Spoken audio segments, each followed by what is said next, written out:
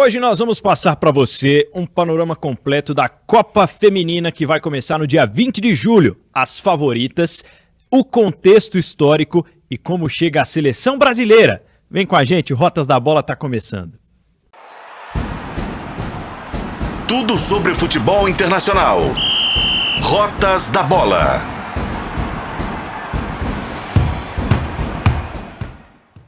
Seja bem-vindo, seja bem-vinda. Boa tarde, bom dia, boa madrugada principalmente, porque você vai precisar ficar acordado até tarde ou acordar muito cedo. Vai começar a Copa do Mundo Feminina 2023 na Austrália e Nova Zelândia. Novos horários, um contexto muito interessante.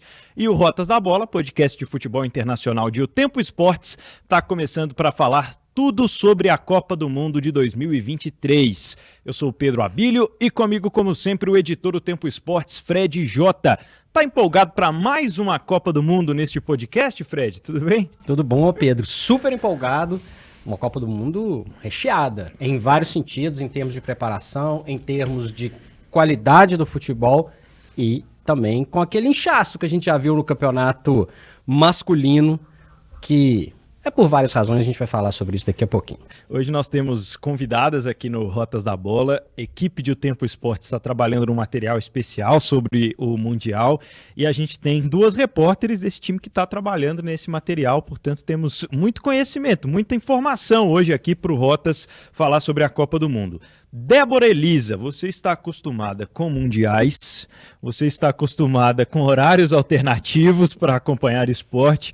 Quero saber o que mais está te deixando empolgada nessa prévia de Copa e nesse material que vocês estão produzindo. Tudo bem? Seja bem-vinda a Rotas da Bola, Binha. Obrigada, Pedro. Tudo bem com você, com o Fred? Eu amo eventos, eu amo Copa do Mundo e eu acho que Copa do Mundo Feminina está tendo um sabor muito especial porque a gente está criando um carinho também muito especial, tá vendo que o público está criando um carinho muito especial pelo futebol feminino. Eu acho que essa Copa vai ser muito boa, tanto qualidade técnica, mas também em clima de Copa, né? Porque é maravilhoso, gente. Vamos falar a verdade, né? Clima de Copa é bom demais. A Giovana Oliveira, também repórter do nosso time O Tempo Esportes, está trabalhando nesse material sobre a Copa. Giovana, você está acostumada demais com o futebol internacional. Quero saber também o que mais está te chamando a atenção nesse período prévio à Copa do Mundo. Seja bem-vinda. Obrigada, Pedro. Oi, Fred, Binha. É um prazer estar aqui com vocês e olha, o que mais me empolga nesse momento, acho que é realmente o momento que o futebol feminino vem vivenciando nesses últimos tempos e principalmente aqui no Brasil, né? Essa ascensão do Campeonato Brasileiro, mas conseguimos perceber mais pessoas, mais mulheres daqui, nacionais, mas principalmente que trabalham agora aqui no Campeonato Brasileiro, que estão conseguindo ter essa ascensão, né? Acho que principalmente vendo meninas mineiras como a Tamires ou principalmente a Duda Sampaio, conseguimos acompanhar mais, isso dá mais ânimo para poder acompanhar. É verdade, eu descobri que tem uma outra mineira, é a Debinha, né? Uhum. De Brasópolis, no sul de Minas. A Debinha está indo para a sua segunda Copa do Mundo. Foi artilheira em várias temporadas já de seleção brasileira e tá mais uma que inclusive, nesse agrega ciclo, experiência aí. Ela foi a atleta mais convocada pela Pia. É a titular absoluta aí do ataque do Brasil. Daqui a pouco a gente vai falar mais sobre a seleção brasileira. Agora a gente quer contextualizar, né, você que acompanha o Rotas da Bola sobre esse Mundial. Nós estamos chegando, né, a uma edição que promete ser a maior e em termos de números, principalmente, né? Pela primeira vez a Copa Feminina tem o formato que a Copa Masculina tem tido nos últimos anos. Vai deixar de ter na próxima, né? Vai aumentar o número de seleções, mas 32 seleções, 8 grupos para a Copa Feminina de 2023. A Copa Feminina começa lá em 91, né? E antes eram só 12 times, e aí no início do século começa a ter 16. Na década passada passa para mais equipes, né? Com 24, e agora chegamos a uma Copa do Mundo com 32 seleções. A maior campeã é a atual campeã, né? A seleção dos Estados Unidos, que ganhou na França em 2019. São 4 títulos para as norte-americanas, 2 títulos da Alemanha, inclusive um sobre o Brasil em 2007, né? Nossa única final de Copa do Mundo feminina. Noruega e Japão têm um título cada. Fred Jota, a gente tem um contexto que discutimos recentemente na Copa do Mundo masculina, aqui no Rotas da Bola, que é o aumento do número de seleções. Por que está aumentando? A FIFA está colocando mais seleções nas Copas do Mundo, Fred? Porque gera dinheiro, né, Pedro? Gera dinheiro ter mais países, é mais importante ter votinhos em alguns lugares. A gente tem que ser muito sincero em relação a isso. Política aí, então. É político. A Copa do Mundo masculina passou por esse mesmo processo 16, 24, 32, agora vai ter um absurdo em 2026 que vai praticamente tornar inútil uma fase eliminatória. Em relação ao futebol feminino, o processo é o mesmo. É um processo de atração de mercado, é um processo de votos, como eu falei, importantes para algumas questões políticas, alguns interesses. É a realidade. É ótima expansão? Não tem dúvida nenhuma.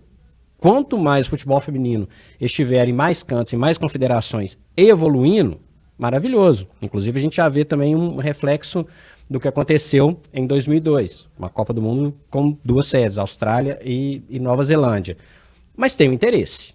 Tem um interesse. Não vem falar, está que bonitinho, a FIFA está colocando 32 seleções na Copa. Não, não.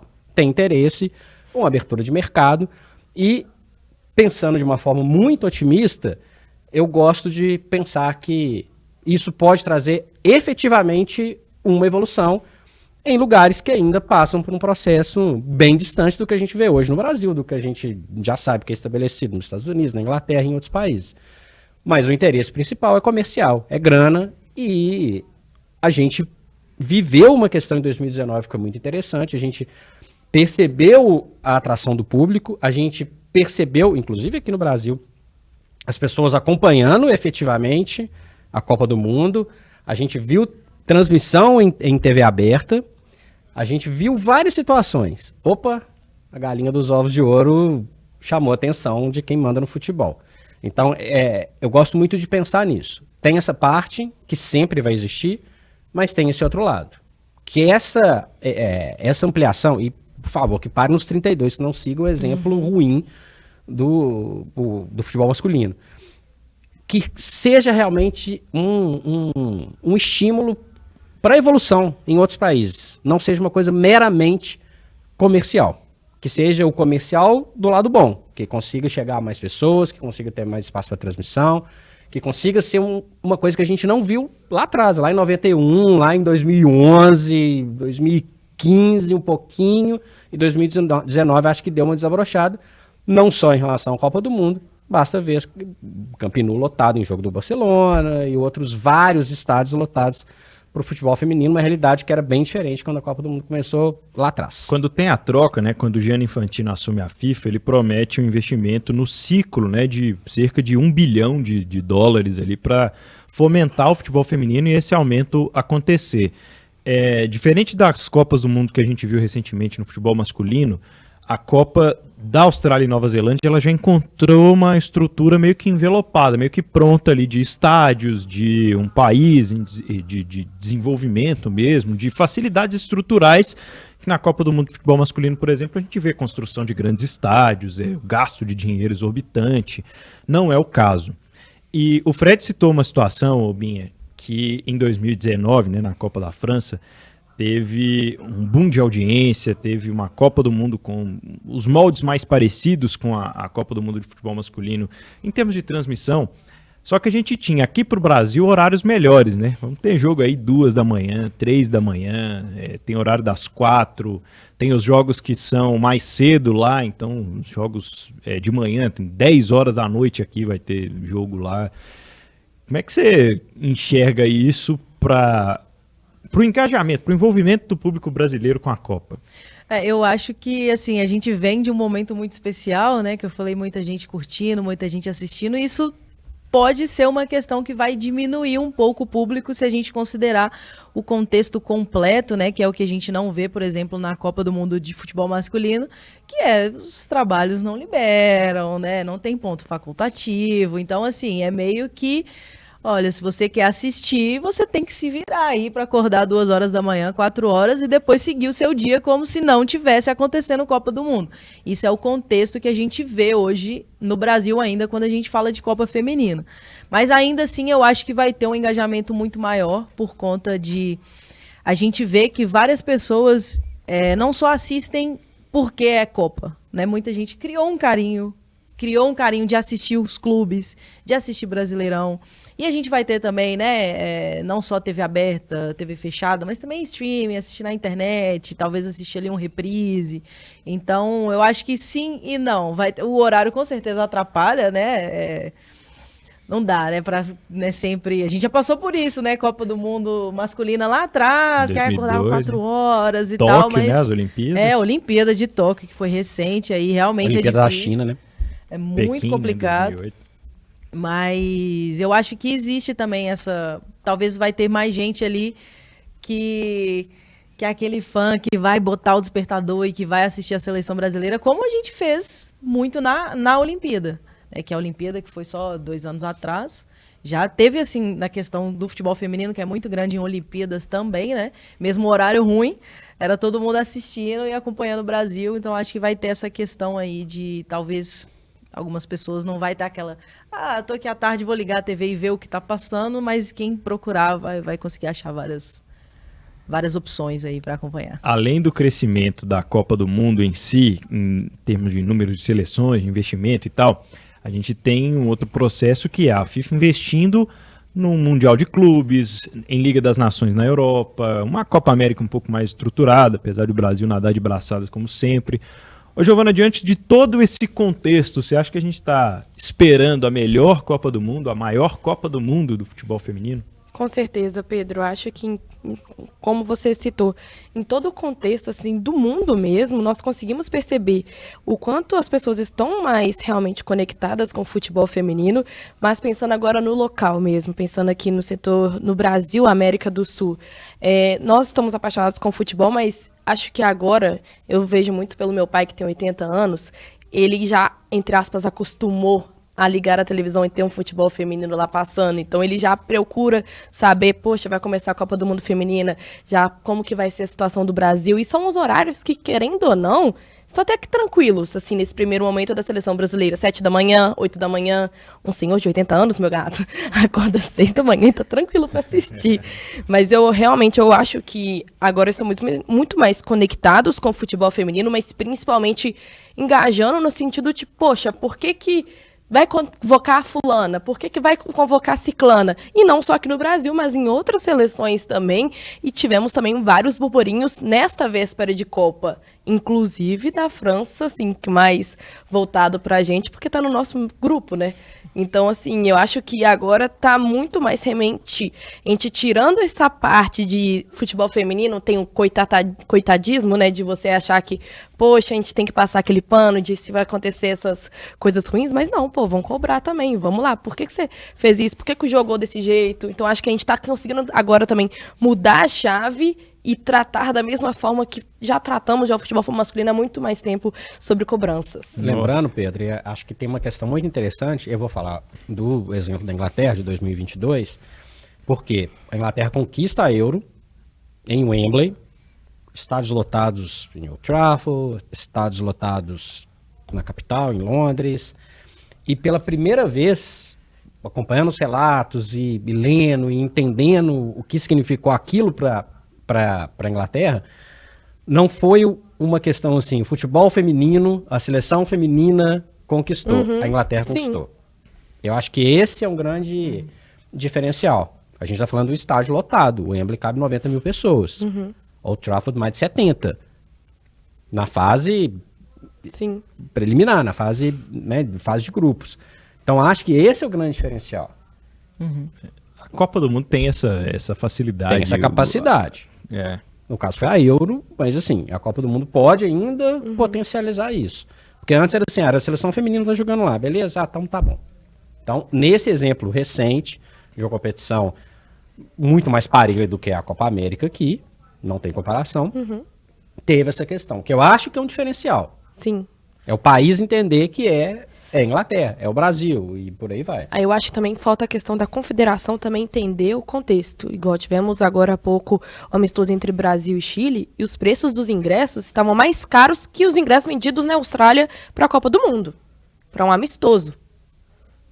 Então, no horário que não era tão legal. Não era tão legal. É um estádio também que não tem tanta aderência, porque, vamos dizer, se fosse em Belo Horizonte, o pessoal do Rio, São Paulo, seria mais fácil de viajar. Lembrando que foi em Brasília, né? Então, justamente, é um pouco mais distante e o valor exorbitante. Então, também fica difícil para os torcedores conseguirem acompanhar dessa maneira, porque o poder aquisitivo não é o mesmo. Exatamente. E amistoso ser tratado com mais valor do que uma Copa do Mundo? Eu falei do comercial, né? No 32, pode continuar. E da política também, né? A Giovana tocou num ponto muito importante, que é o questionamento, né? A cobrança que surge em meio a esse envolvimento maior com o futebol. A Pia Sundhage, a nossa técnica a sueca, ela já tem sido cobrada. Então, para o senhor de 80 anos, o Jeová, a gente vai explicar aqui como está a seleção brasileira, como chega esse time da Pia e que expectativas podemos ter sobre o time do Brasil. Primeiro dizer que o Brasil está num grupo razoável, com a França que vive um momento político interno muito conturbado, também com o Panamá e com a Jamaica. A seleção brasileira chega a essa Copa do Mundo como campeã continental mais uma vez, mas está longe de ser uma das grandes favoritas. Tem algumas seleções que vêm na frente, até o próprio ranking da FIFA mostra isso, além, né, do desempenho em si, da confiança que se existe no futebol de algumas outras seleções. Sobre a Pia, ela tem 63 anos, ela nasceu na Suécia e foi uma grande artilheira, né? Foi uma grande jogadora, campeã europeia em 84 com a sua seleção, inclusive com esse torneio conquistando o título de artilheira e de melhor jogadora da competição. A Pia, treinadora, é bicampeã olímpica com os Estados Unidos, é uma treinadora que fez um trabalho de alguns baixos, mas bons altos na Suécia também, e chegou à seleção brasileira logo depois da saída do Vadão, logo depois daquela Copa do Mundo da França em 2019, para realmente colocar uma nova cara, um novo trabalho ali em 2019. O Brasil ganhava essa chegada da Pia Sundhage. O ciclo até aqui, Fred, Binha, Giovana, ele é positivo. A gente tem tido uma boa cara para o futebol brasileiro, a gente tem tido uma boa representante. Vale lembrar que é uma sueca, então ela dá entrevistas em inglês, ela tem dificuldade com essa questão da comunicação, mas ela supera isso, por exemplo, indo aos estádios assistir os times. É legal ver o envolvimento dela nos CTs, né, acompanhando treinamentos. A Pia realmente se envolveu com o futebol para ser treinadora da seleção. E tinha que ser, né? E talvez seja um exemplo aí para o que vai vir também na seleção masculina, né? Outro gringo a caminho, a não ser que o Ancelotti desista nessa história. Eu acho que a gente tem que debater duas coisas. Uma, evolução do futebol feminino nesse ciclo. Ponto. A gente está no Brasil e tem corneta para dar e vender. A impressão que a torcida, a média da torcida imaginava era o seguinte: a Pia ia chegar e medalha de ouro na Olimpíada, e o futebol ia fazer assim de um dia para o outro, e aí acabou, passou o trator e tal. E a gente sabe que não é bem assim. Então tem um misto de desconfiança. Poxa, essa mulher aí que já decidiu Copa, foi campeã olímpica, jogava bola pra caramba, ela chegou aqui e não conseguiu ganhar o ouro olímpico, não conseguiu. O que é isso? Então acho que tem um pouco disso, que tá no sangue brasileiro, que também tem um pouquinho de arrogância quando fala em futebol, de se achar o melhor do mundo. E não é, nem no feminino, nem no masculino, vamos ser muito francos. E eu acho que esse peso dessa corneta ofuscou um pouquinho um processo que é muito interessante a gente pensar no todo. No todo o processo é diferente. Muitas coisas que todos nós falamos aqui, que passou a ser comum. Campeonato Brasileiro, técnica nos estádios, transmissão em TV aberta, isso não existia lá atrás. Então a gente está percebendo um processo de transformação muito grande. A Pia faz parte desse processo. Mas é um processo ainda em construção. A gente não está falando de uma seleção brasileira favorita, a gente não está projetando aqui algo fora do normal, a gente está dentro de um processo que, na minha avaliação, é hipernatural. E acho importantíssimo ter alguém com a capacidade da Pia para participar disso. Mas eu acho ainda que o olhar ainda é um pouquinho de... Imaginava que ela ia transformar tudo de um dia para o outro e não é.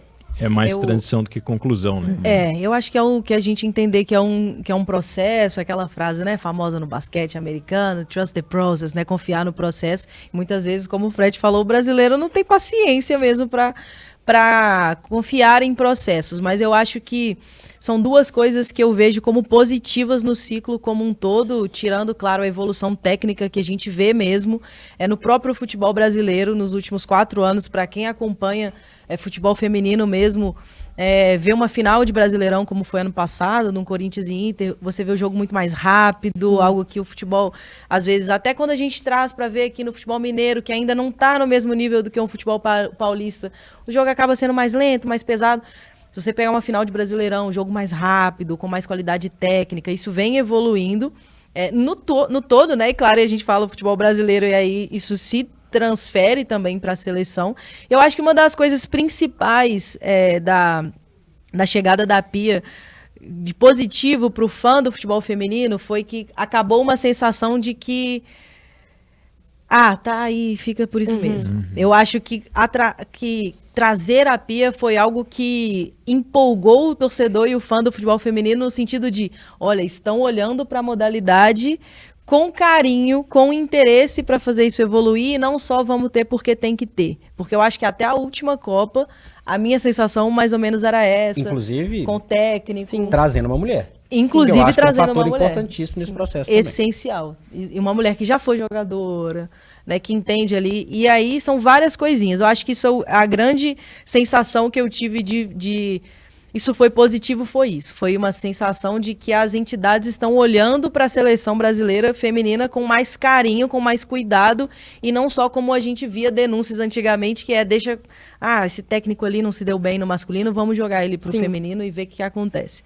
E o outro lado, como a Giovana citou, a gente estava conversando um pouco tempo atrás, que era isso, né? Muito tempo a torcida ficava ali, mas é o feminino, né? Perdeu, mas poxa, não. E agora já existe uma cobrança. A pessoa que criou um interesse maior pelo esporte já quer ver a seleção ganhar e também critica, por exemplo, quando o Pia toma decisões ruins. Igual a gente faz com o técnico dos times que a gente torce, da seleção masculina. A final da Olimpíada de Tóquio é um exemplo que, poxa, a Pia, a gente ficou criticando na convocação, não levou a Cristiane, aí o Brasil não estava conseguindo fazer gol, talvez faltou uma centroavante, e a Pia improvisando uma jogadora, improvisa a lateral na zaga, ou improvisa a zagueira na lateral, e aí o time não joga daquele jeito, aí o time tá jogando bem, tirou a jogadora. Isso já começou a existir uma cobrança também, em cima da técnica de, olha, não é só porque é a seleção feminina que vai passar qualquer coisa não, sabe? Isso também eu vejo como positivo dentro do ciclo, porque o trabalho fica mais em evidência, a gente vê que está mais em evidência, e que a evolução a gente está conseguindo notar, né? A gente vê, quando a gente vê um jogo que não é só uma seleção que depende da Marta, às vezes a Marta nem joga, como ela estava lesionada, por exemplo, na Copa América. Então, assim, são coisas que eu acho que o ciclo, e também o fato de que ela teve o ciclo inteiro para trabalhar. Isso é o mais positivo. E acho que tem uma outra questão que a gente tem que falar. Melhorou também, porque tem mais grana rolando. Sim. Com toda certeza. Tem mais corneta? Por quê? Não equipararam a premiação? Vão cobrar também. Então, o dinheiro carrega muito, tudo que a gente fala aqui passa muito pelo dinheiro. Pro lado bom e pro lado ruim. Mas acho que tem isso também. Melhorou porque tem mais condição. Isso é óbvio. E a partir do momento que o pai da Giovana ou qualquer outra pessoa que talvez nunca viu futebol feminino na vida, vai chegar e falar, poxa, elas estão recebendo o mesmo? Se ganhar a Copa do Mundo, eu vou receber o mesmo do que o Neymar ganharia, por exemplo? Então tá, nós vamos cobrar. Sim. Eu acho que... Eu vou fazer uma crítica, já que todo mundo só Já vai, elogiou. solta a corneta aí, Vou. Giovana. Eu tava vendo no dia da convocação, no Twitter, e eu concordei. Ela está aqui há 4 anos, e até hoje ela não teve nem a capacidade de aprender o português. E pra mim isso é algo muito sério. Vocês podem achar que não. Eu entendo. Pode pensar o que for. Também. Mas, assim, são 4 anos trabalhando aqui com o futebol brasileiro, estando aqui. Eu acho incrível ela indo, por exemplo, eu lembro muito bem ela indo pro CT Lano Drummond, o América na Série A2, ela visitando as meninas. Isso é algo muito importante, muito valioso, realmente. Mas eu acho que ela deveria ter se atentado muito a isso. É muito legal ver ela realmente postando foto, videozinho, cantando anunciação. Muito lindo. Mas eu acho que ela deveria ter se atentado a isso, aprender português, porque é a nossa língua. É o que ela tem que falar com as jogadoras. Eu imagino que não, nem todas ali saibam falar inglês. Tem algumas que realmente já trabalham lá fora, mas é isso. Um outro ponto que eu acho que é muito legal, assim, de pensar no crescimento do futebol brasileiro, é você ver quantas meninas novas que foram convocadas para essa Copa do Mundo, inclusive alguns nomes assim que eu lembro muito bem, que foi na reformulação do Campeonato Brasileiro, que tivemos reformulação em 2017, que o Campeonato Brasileiro foi criado efetivamente pela CBF em 2013. Então, assim, tem pouquíssimo tempo, 2017 foi reformulado e, principalmente, assim, a gente consegue observar mais e assistir em 2019, depois que tivemos os direitos de transmissão vendidos para a Band. E ali a gente conseguia ver mais meninas. Eu consigo lembrar muito tanto da Duda Sampaio, que trabalhou aqui tanto na América quanto no Cruzeiro, mas também a Bruninha, que eu lembro muito dela no Internacional. E agora a gente consegue ver essas meninas de 20, 21 anos, 22, indo para a Copa do Mundo. Quem sabe muito bem que em 2019, na última Copa, elas não eram nem ainda maiores de idade. Ou senão estava conseguindo superar ali. Então a gente consegue perceber o quanto essa valorização do Campeonato Brasileiro conseguiu também ajudar a seleção brasileira feminina, porque agora temos uma média de idade ali mais tranquila, podemos dizer assim, mais nova, né? Não só mulheres mais velhas, porque antes, inclusive, a Cristiane estava na última Copa do Mundo, ela é uma mulher mais velha. A Formiga também, que foi a última Copa dela também em 2019. Infelizmente foi a última também da Cristiane. Falo infelizmente porque eu queria ela agora, mas depois a gente fala sobre isso. E acho que tem um negócio interessante também, que esse processo de evolução também faz parte, a gente, mais uma vez, traçar uma linha comparativa, a gente vê uma seleção com vários jogadores, a maioria, o time base da seleção praticamente todo joga fora. Sim. Que é um processo que aconteceu na história do futebol o tempo inteiro. Ligas melhores, atração de talentos. Vai vendido tá cedo. Todo mundo fora, é vendido cedo. É ruim pro Campeonato Brasileiro? É. Mas é um sinal de que estão fazendo melhores jogadores? Sim, também. E um grande exemplo, a gente vê o Corinthians. Tivemos 4 convocadas apenas do Corinthians. Isso liga um alerta também de percebemos, olha, onde que está sendo convocada? Aonde que aqui no Brasil foram os times que foram convocados? A gente vê onde que tem mais dinheiro também envolvido, onde tem mais valorização tanto das confederações, mas principalmente dos clubes também, de se atentarem a isso, que não é uma questão que o Corinthians começou a investir agora, é a longo prazo. O Corinthians já investe no futebol feminino há muitos anos. E não à toa tem sido dominadora aí no Campeonato Brasileiro, tem sido um grande destaque, né, do nosso futebol nacional. Sobre a convocação, tecnicamente falando, a Pia teve questionamentos por convocar a Bárbara, né, goleira, que foi a nossa titular em 2019 lá na França. Teve questionamentos sobre a Mônica, zagueira. Poxa, mas já tá velha, como é que é isso? Tem uma zagueiraça nas suplentes, que é a Tainara, né, do Bayern de Munique, uma zagueira mais jovem, que tem se destacado no futebol europeu. E aí, poxa, se ela tá na lista das suplentes, por que ela não tá na lista principal? E aí, se ela não tiver condições, chama uma das suplentes. E a ausência da Cristiane. Tem mais alguma coisa, assim, de positivo ou de negativo que vocês queiram destacar dessa convocação, ou tecnicamente do time Brasil? É curioso essa questão Aí é uma inconsistência que dá pra gente cornetar também, né? Que é a questão, por exemplo, a Cristiane, eu não esperava que ela estivesse na lista, não pela qualidade dela, mas porque eu pensei, poxa, se na Olimpíada em que a Cristiane jogava no mais alto nível do que joga hoje, ela já não foi chamada, eu não esperava. Mas aí a gente pensa, não chamou, por exemplo, chamou uma Mônica e a Bárbara, e a justificativa da Pia pois são experientes e já disputaram Copa. A Cristiane também, né? Né? Dá pra gente imaginar que é uma jogadora, uma goleadora, mas eu achei positivo, a convocação. Eu acho que também isso vai da gente, pelo menos falando de mim, né? A gente tem que desapegar às vezes das coisas. A Cris é uma excelente jogadora, eu sou fã dela, mas às vezes passou, tem outras meninas chegando, isso é bom também pra gente ver.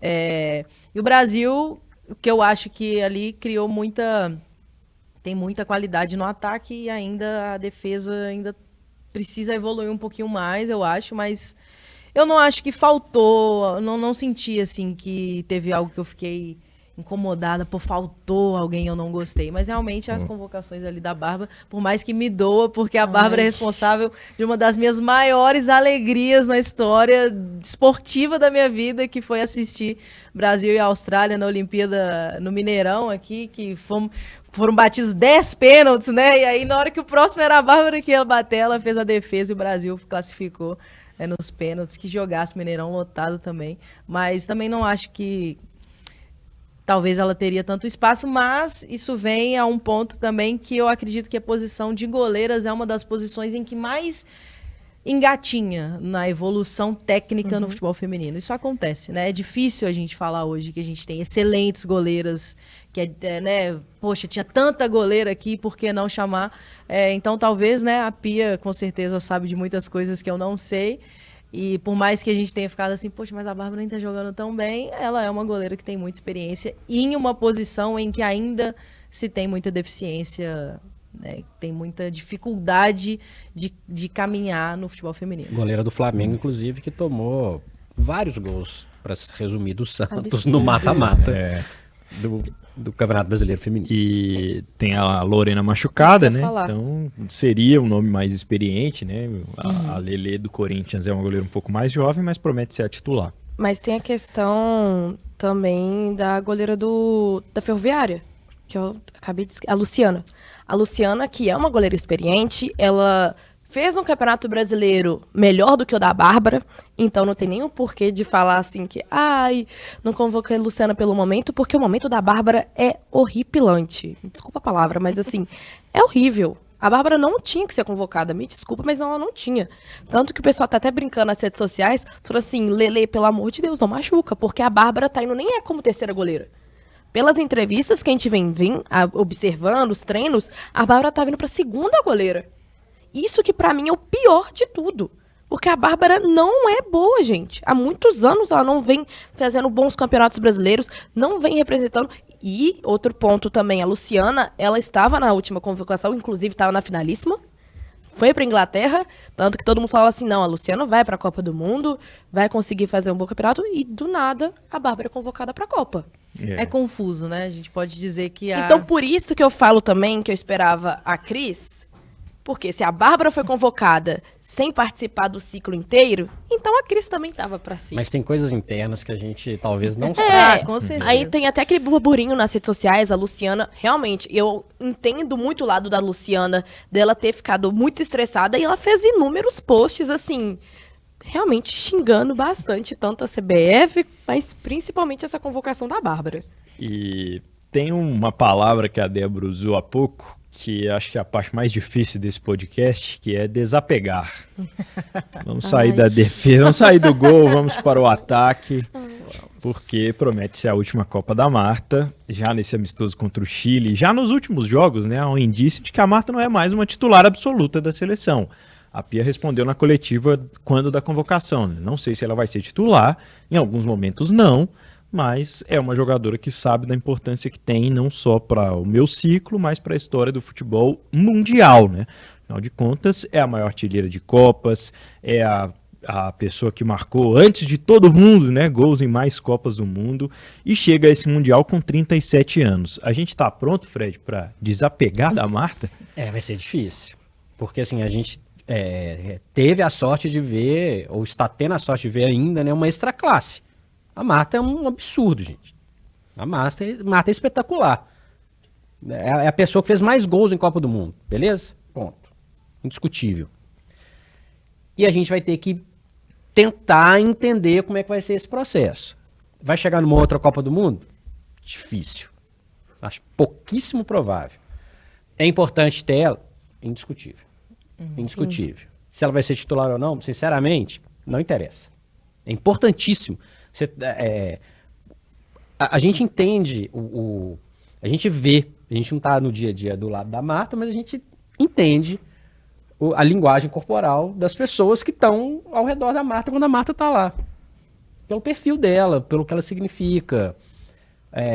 Por ter sido sempre uma pessoa muito distante do estrelismo que outros atletas de ponta sempre costumaram ter.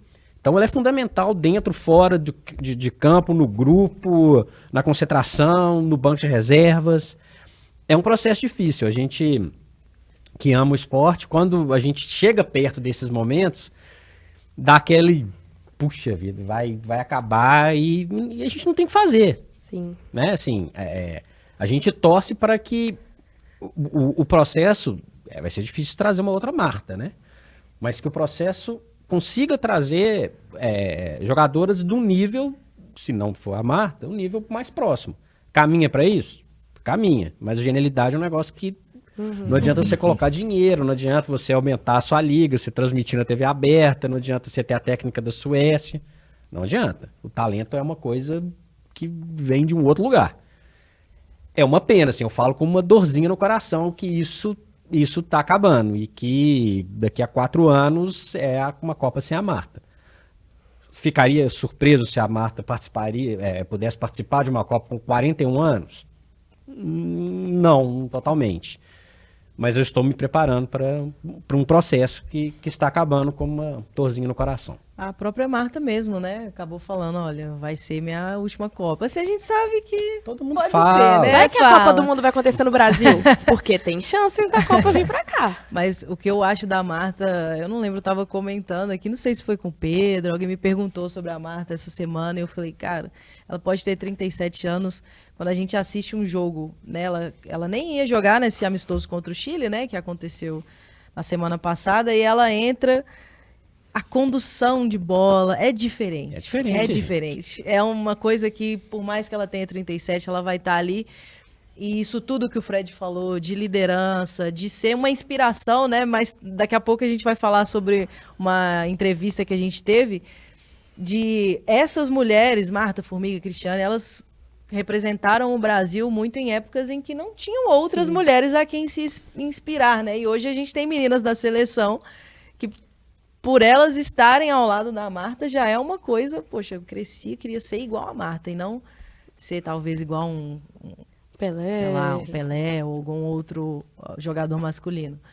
E a Marta, mas ela ainda tem muita qualidade, talvez ela não tenha o físico para aguentar vários jogos de 90 minutos, mas a qualidade na condição de bola, na finalização, na visão de jogo, no QI dela, os vários passos em profundidade que ela dá ali na lateral. O Brasil é uma seleção que joga com muita qualidade pela lateral, principalmente lateral esquerda. Então, assim, a Marta, ela traz isso que a gente sabe que num momento ali que a genialidade dela pode decidir. É aquela coisa, né? Às vezes, mesmo ela não estando bem, eu não teria coragem, eu não tiraria a Marta. Porque é uma jogadora que a qualquer momento pode decidir uma partida, mesmo aos 37 anos. Então, eu fico muito triste também. E só uma outra questão que você falou do estrelismo, uma coisa que eu acho que a Marta representa também pra gente, pras mulheres do esporte, ela... A questão dela de ativismo também, ela traz coisas que muitas vezes a gente sente falta, eu pelo menos sinto falta numa seleção masculina, de alguém que vai peitar, que vai falar as coisas difíceis, que vai cutucar, que vai pedir espaço. Então a Marta... Que vai usar chuteira diferente. Vai colocar um batom assim na Copa né? do Mundo. Põe o batom e aí quando muito todo mais. mundo pergunta é por causa disso e disso e disso. A seleção feminina tem muito isso e a Marta... é muito difícil, sou fã demais, vai ser triste ela não representar mais, como foi triste a Formiga também, mas, né, infelizmente carreira de atleta são carreiras curtas, né, e a dela já é Muito. enorme. Quantas, são 5 ou 6 bolas de ouro? Agora me perdi, 6 bolas de ouro, né, gigantesca. Eu acho que tem outro ponto também, que é muito importante também para essa Copa, é você ver essas meninas que estão participando da Copa falando assim, cara, a gente vai jogar pela Marta. A gente vai entrar em campo, vamos tentar vencer e dar o nosso máximo, não só pela torcida, mas assim, a Marta tá com a gente. Igual, por exemplo, a Aline Gomes. Ela tá com umas suplentes, né? Ela tem 17 anos. Se não me engano, ela vai até fazer aniversário agora, durante a Copa, e ela falou assim, caraca, cara, a Marta vai estar comigo pra comemorar aniversário. Sabe, eu vou participar de uma Copa do Mundo pra vencer por ela, pra correr atrás da bola pela Marta, porque a Marta merece esse título. Porque é o único que falta, assim. Dá para traçar um paralelo curto aqui em relação à Copa do Mundo masculina. Muita gente jogou pelo Messi. Sim. É uma relação muito próxima, Sim. até questão de idade, né? O Messi vai jogar a próxima? Talvez também não, mas eu não me surpreenderia. Quase que o mesmo caminho. Com certeza. E lembrando de uma outra coisa que eu acho muito importante, falando em seleção brasileira, em Copa do Mundo, pensando na masculina, que foi eliminada na semifinal, como todo mundo sabe, no Mineirão, 7-1, blá, blá, blá. Talvez tivesse jogadores referência. Ronaldinho, por exemplo, um jogador experiente, pelo qual muita gente correria, talvez pudesse ter uma história diferente. Traçando esse paralelo com 2 personagens gigantescos da história do futebol, faz diferença. Faz diferença. Então é isso, pessoal. O Brasil tem a Lelê no gol, a Antônia e principalmente a Tamires, né, do Corinthians como as laterais. A Tamires mais ofensiva, então precisa de um meio-campo com maior sustentação. Uma defesa forte com a Kathleen e com a Rafael. A Rafael, inclusive, um dos destaques do Arsenal lá no futebol inglês, que cresce muito internamente no futebol feminino. É o clube com a melhor estrutura entre os clubes ingleses, só para O Arsenal, pontuar, né? o Arsenal. A Caroline tem sido um dos grandes destaques, né, na criatividade, na saída de bola, no início da construção e também nessa sustentação ao lado esquerdo da Tamires, com a Ari Borges, que é uma grande volante, uma contenção ali no meio campo. Nicole, Adriana e Andressa Alves disputando ali 2 vagas, acho que revezando, melhor dizendo, né, entre essas 2 vagas na última criação. A Andressa já não está mais no seu ápice físico, mas o talento é inquestionável. Hoje jogadora da Roma lá na Itália, mas já foi destaque de Barcelona, de outros clubes, enfim.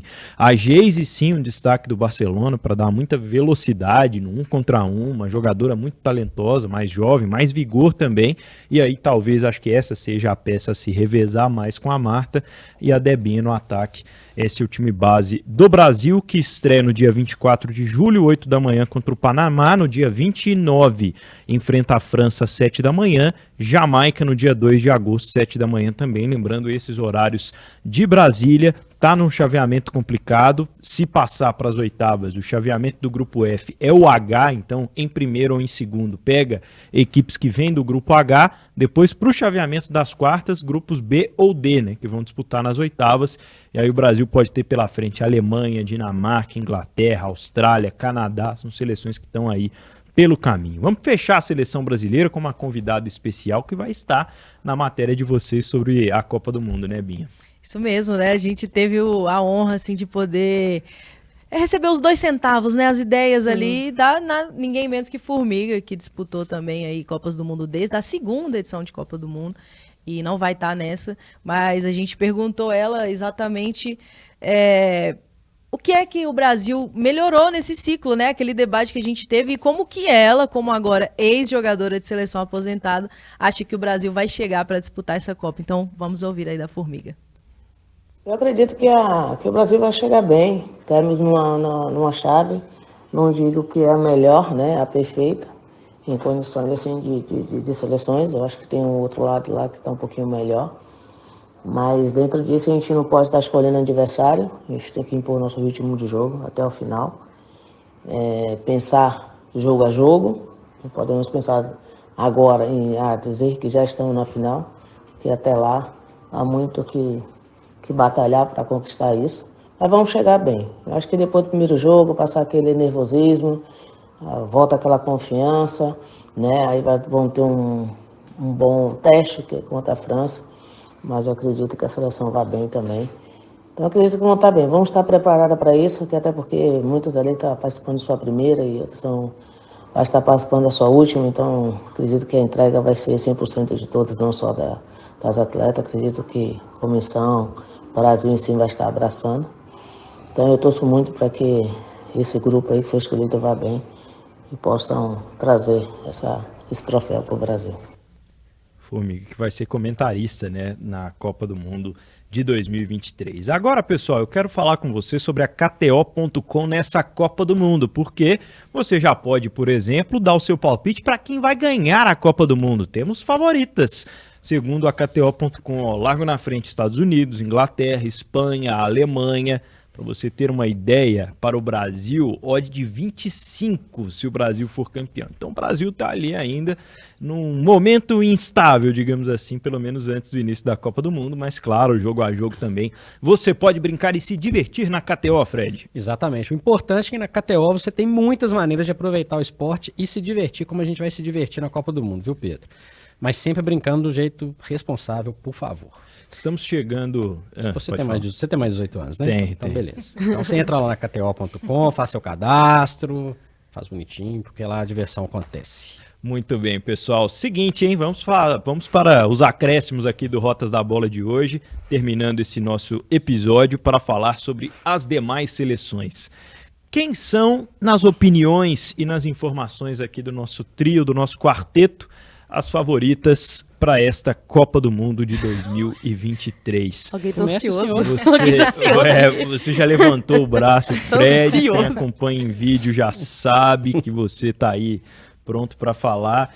Mas olha, eu apostaria, você apostar minhas fichas, na Espanha de Alexa Putellas.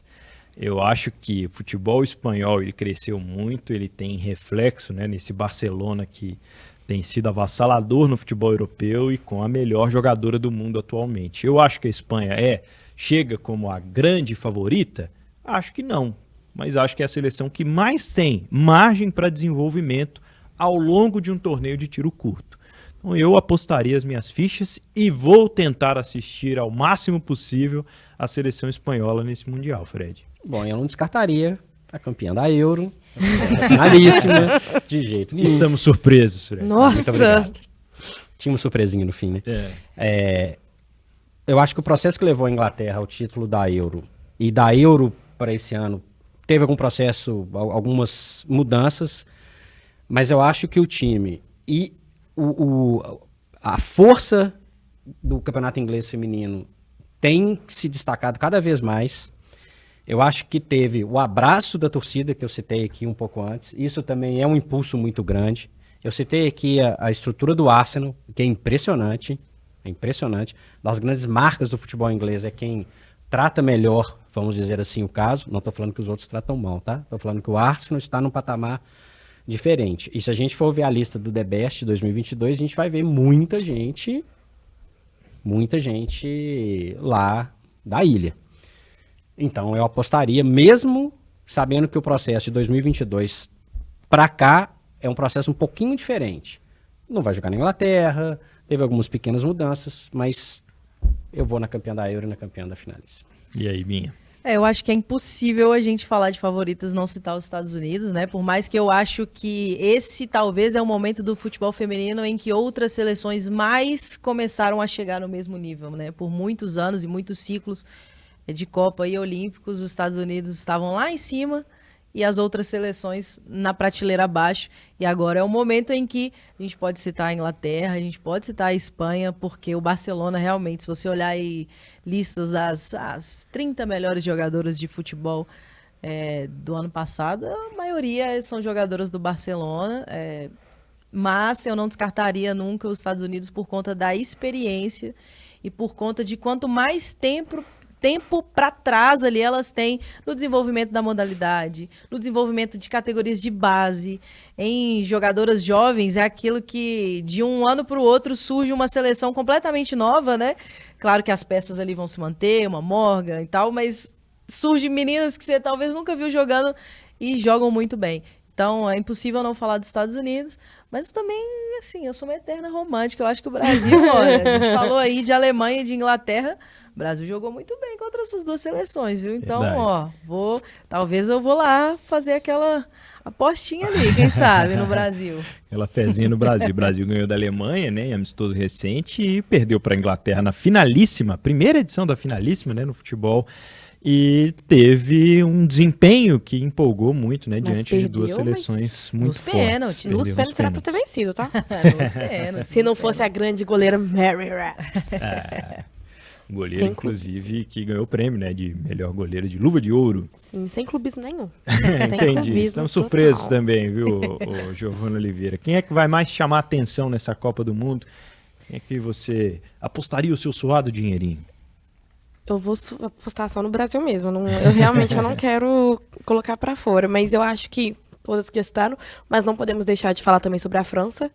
Que mesmo de tudo que tá acontecendo, o técnico há pouquíssimo tempo, só em março que chegou o novo técnico.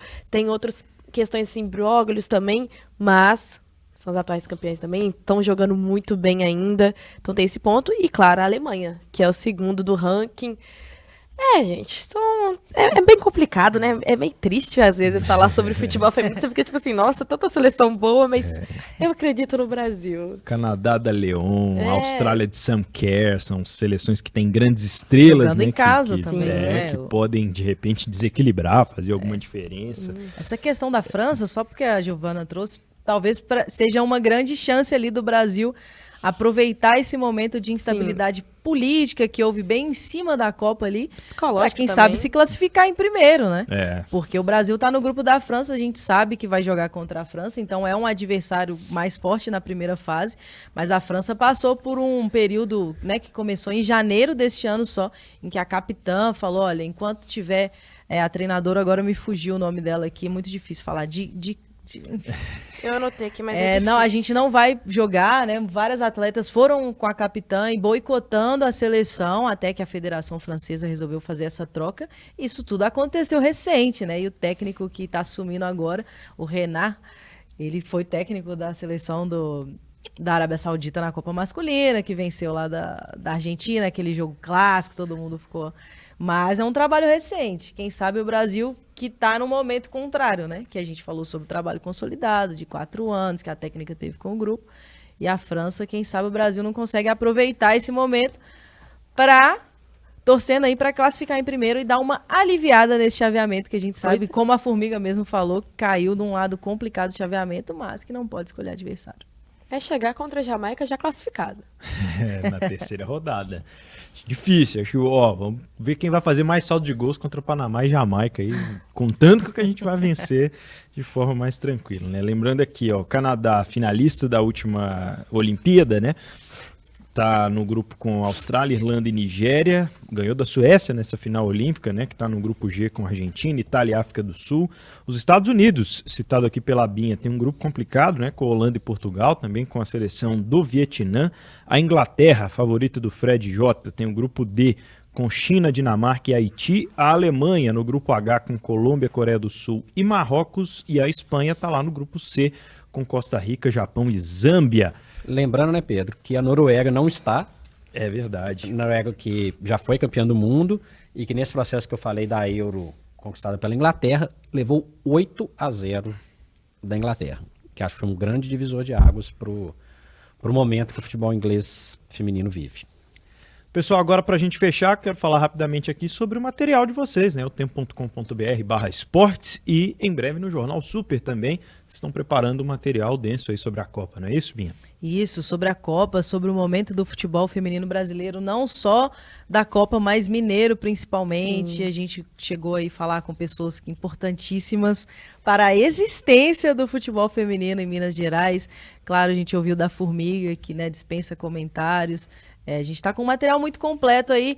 Tudo o que vocês precisam saber sobre a Copa do Mundo feminino, vocês vão saber nesse material, além de várias curiosidades, né, Giovana? Tá incrível, real. Não é porque a gente que tá fazendo, mas tá ficando lindo e muito bem feito. Acho que qualquer pessoa que não tenha a mínima noção sobre o que vai acontecer na Copa do Mundo, só lê lá que, assim, tá super descritivo. Quer dizer, daqui a pouco, né? Que ainda vamos soltar tudo, mas, assim, tá incrível. Gil, obrigado pela presença no Rotas da Bola. Volte sempre. Obrigada. Podem me chamar para falar sobre o Manchester United. Tá falado. Obrigado, Binha. Que agradeço, pessoal. Prazer, como sempre. E você, o que achou? Quem são as suas favoritas? Quais jogos te chamam mais atenção? Comenta aqui embaixo, né, no youtube.com/otempo. Se inscreva aí no nosso canal e acompanhe também o Rotas da Bola. Eu sou o Pedro Abílio. Eu sou o Fred J. Hoje a gente teve a companhia ilustríssima de Giovana Oliveira e Débora Elisa. E esse foi o podcast Rotas da Bola, que você pode acompanhar pelo seu tocador de podcast preferido e também em otempo.com.br/esportes, onde vai estar material dessas duas durante o pré, o pós e durante a Copa do Mundo. Não deixe de acompanhar. Um abraço, até a próxima.